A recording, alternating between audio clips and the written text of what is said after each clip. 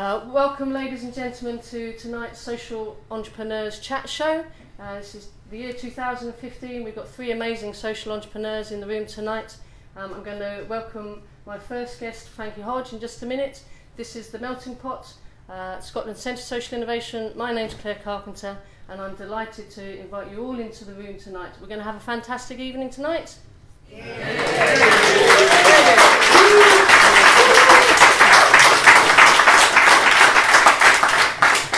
So my first social entrepreneur of the evening is the midfielder. Frankie Hodge and his partner Jackie Dunsmuir set up Recycle Fife 10 years ago after trying to find an alternative to landfill going in their backyard. Recycle Fife is an organisation that does what it says on the tin. It does a whole load of recycling of a lot of tins in Fife. There we go. Frankie, do you want to come and join me tonight?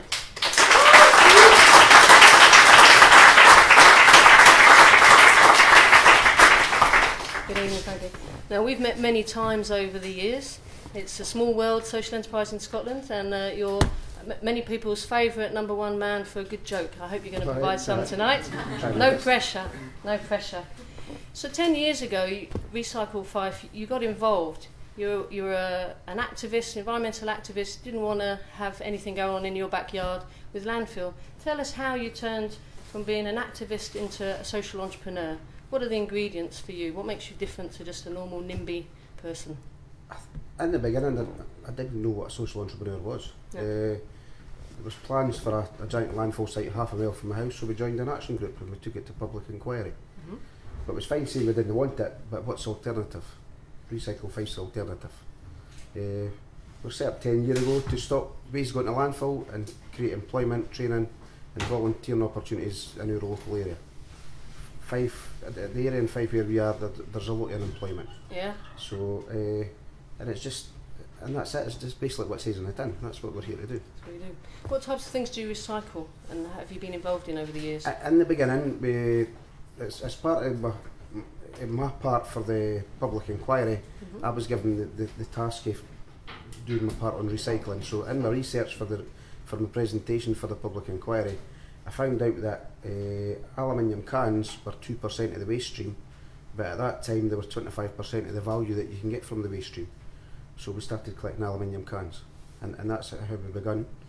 Our first vehicle was a wee Citroen EX that I paid £50 for, and it cost me £50 to put it through an MOT. That was our first collection vehicle.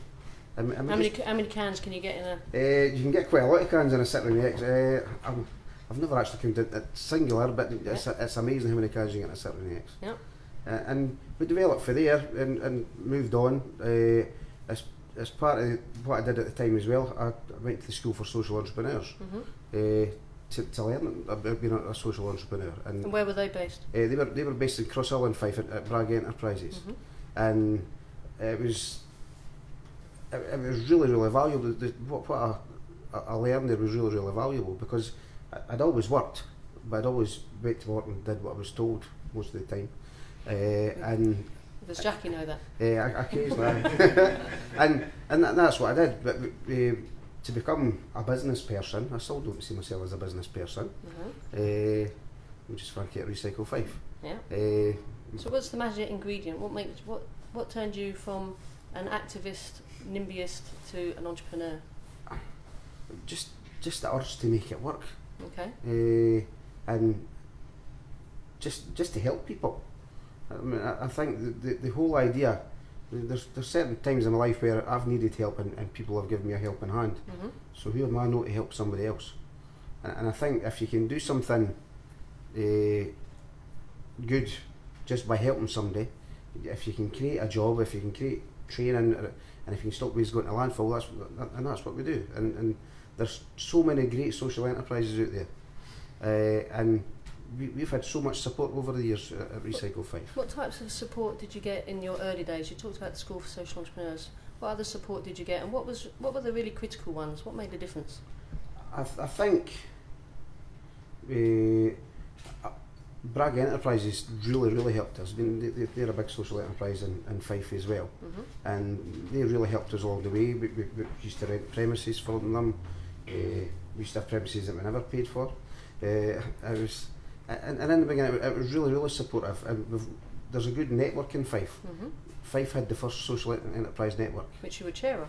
At one point, I was the chair of that as well. Busy boy. And it was, and again, that was a learning curve. That was a personal development thing for me, because I was never used to doing anything like that. No. So why did you get involved, particularly to become chair of the network? I don't know if I had any choice in the matter, actually. I think did you make him do it, Jackie? I think because our network was sort of having a wee bit of a dip at the time, and because people are busy doing their stuff, and they find it hard to get time to go to network meetings and everything. And me being the big mouth that I usually am, I had to speak up and say we need to get our network going. We were the first one. Yep. So everybody thought, well, you should be the chair then. And there's lots of social enterprise networks now around Scotland. Are you still involved with the Fife network? I've not been to a meeting for a wee while, I will say that at the moment, because I would say at Recycle Fife we're doing a bit of firefighting at the moment, just like everybody, I suppose. Since the 2008, I think everybody's been fighting and swimming against the tide. Yeah. But we're not afraid of hard work, so it's if it was easy, everybody would do it. Can't be afraid of hard work. No. And it's I feel some of the work we do I wouldn't class it as work. I mean, I get paid. I didn't see that as work. I just you get paid to what do you get paid that's not work? What's well, my job title is operations director. So I would say I'm more a delegator than I can point and do things and But you can drive trucks. I like to do the dirty stuff. Part of most of my job is supposed to be office based. And if I'm honest, I didn't like the office side of things. I like to maybe have an hour in there, then go and do some of the dirty stuff for an hour, either drive a truck or a forklift or. But have you not got people to do that?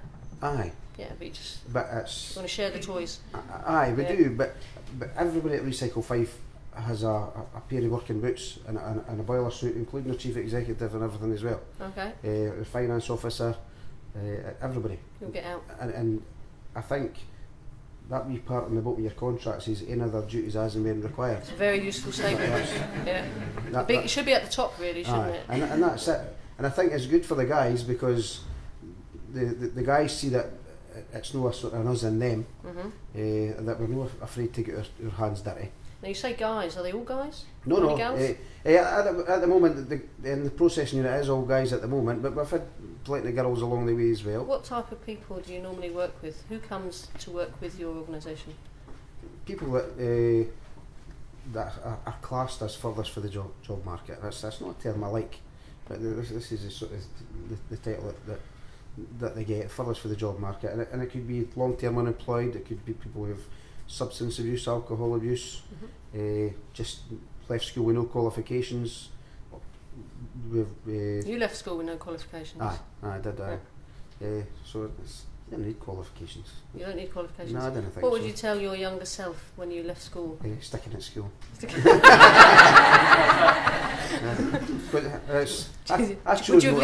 I chose not to have qualifications. I was, and I think hindsight's a great thing. Yeah. I've often thought about going back to education and going and get myself a degree. What would you get a degree in? I don't know. No? An MBA? Psychology? I don't know. Anything to do with business? Maybe, but it's funny, I think I could go and do it. I'm not saying I would be able to do it easily, but I'm thinking, do I need it? Do you need it? Can I use my energy elsewhere and doing what I'm doing? Yeah. Because I don't want to be a personal thing. So you never know. It's never too late. So you left home you left school without qualifications. You got people who work with you with no or limited qualifications a long time from the labour market.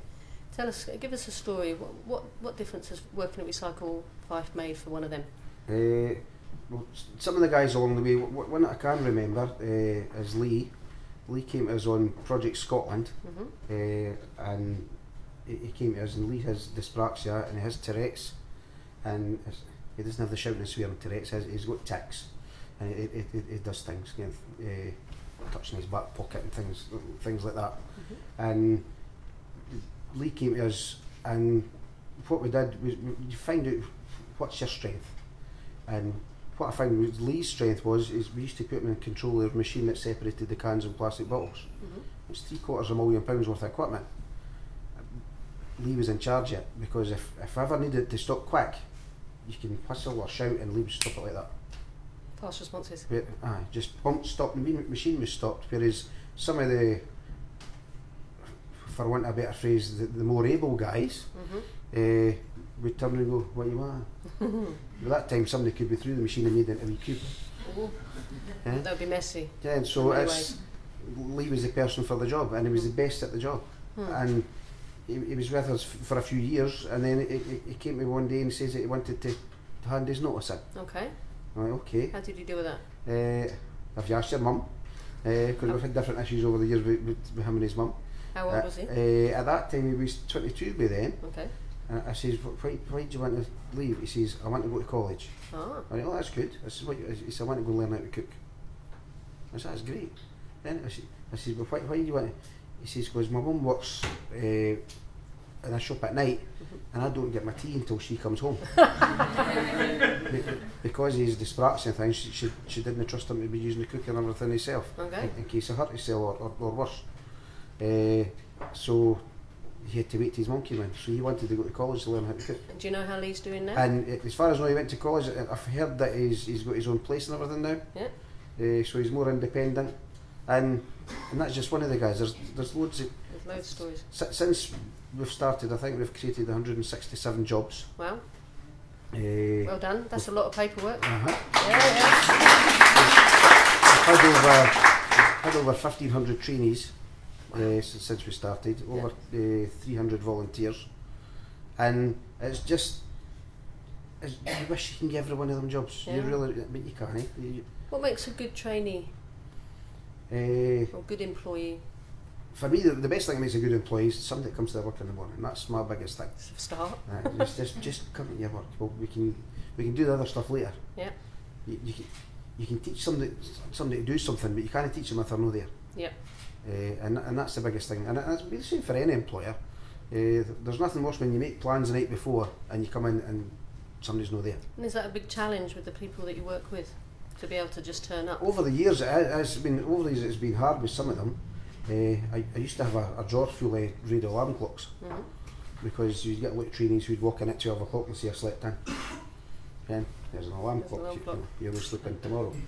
Right. And I had a guy, I gave him an alarm clock, and the next morning he'd slept in. I said, how did you? He says, because my mum's electric ran out. On an alarm clock? Are they not battery operated? Well, this was an electric alarm clock. Oh. So I then went out and bought him a wind-up clock as well. Did it help? And it was good. He became an employee at one stage, yeah. And he was fine. That was the thing for him. And some of the guys it works for and some it doesn't.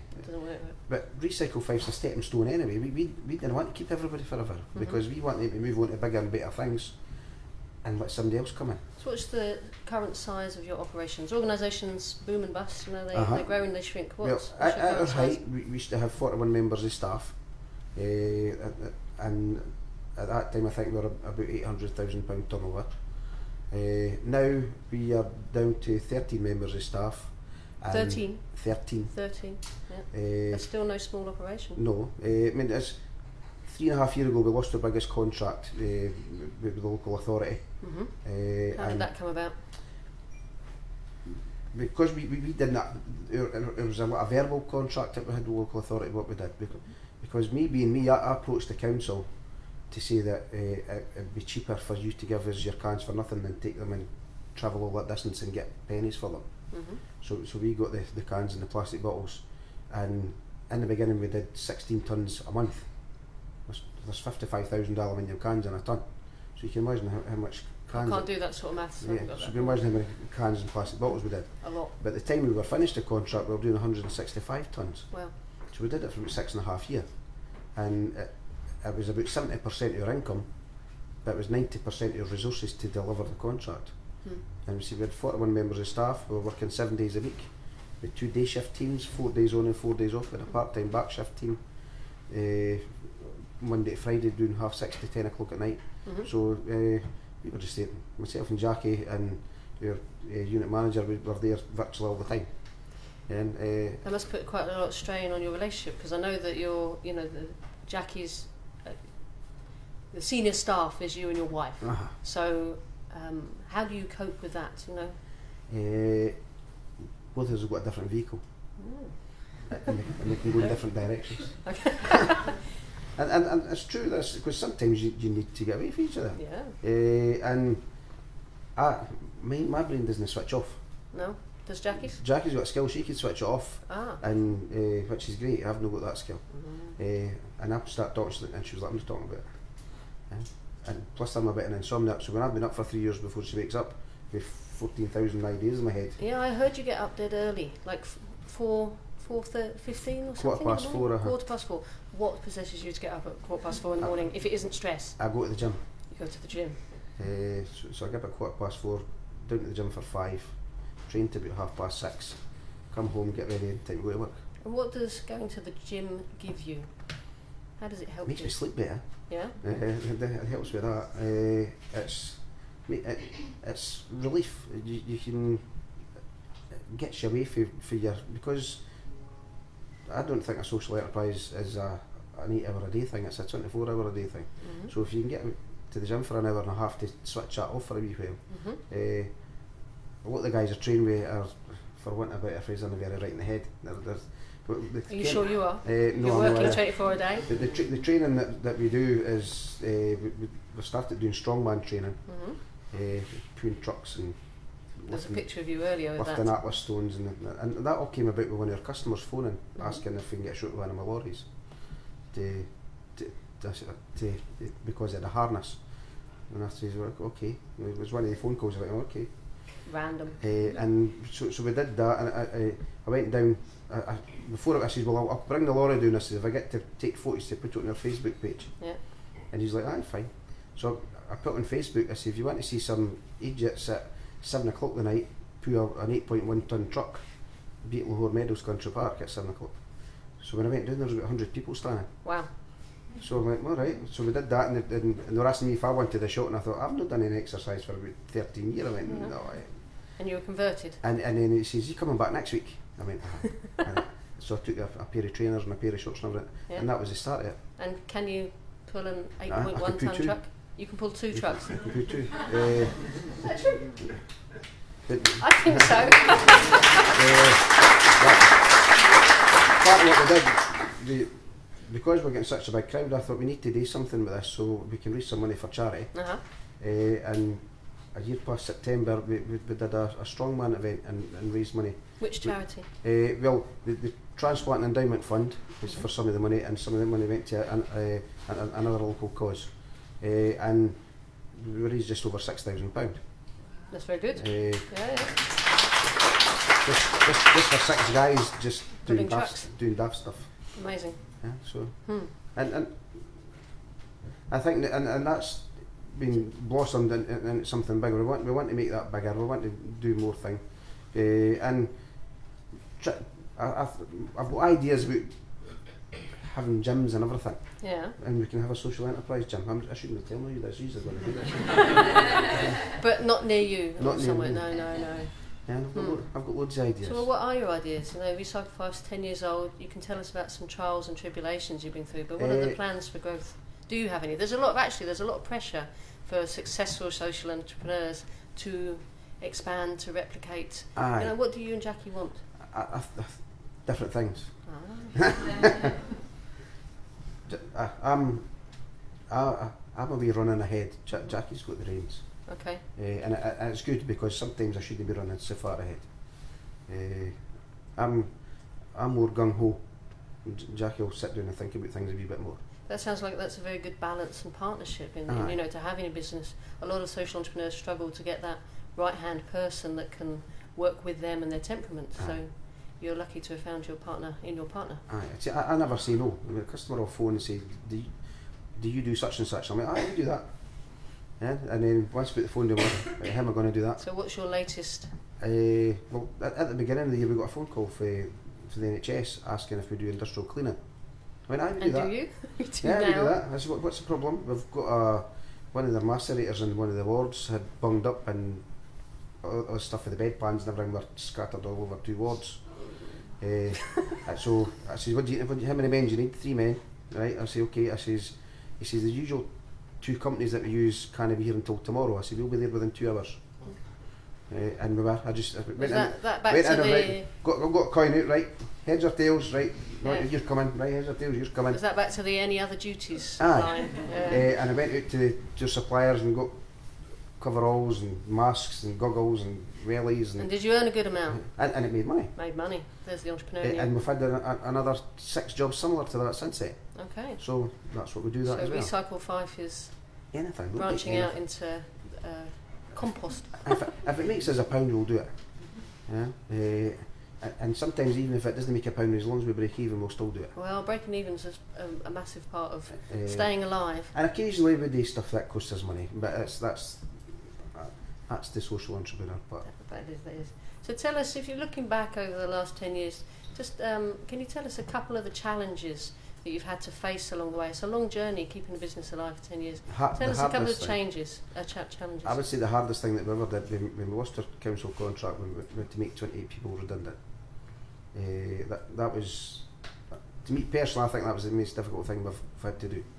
And naively or thinking more with our hearts instead of our heads, we kept people on longer than we should have kept them on.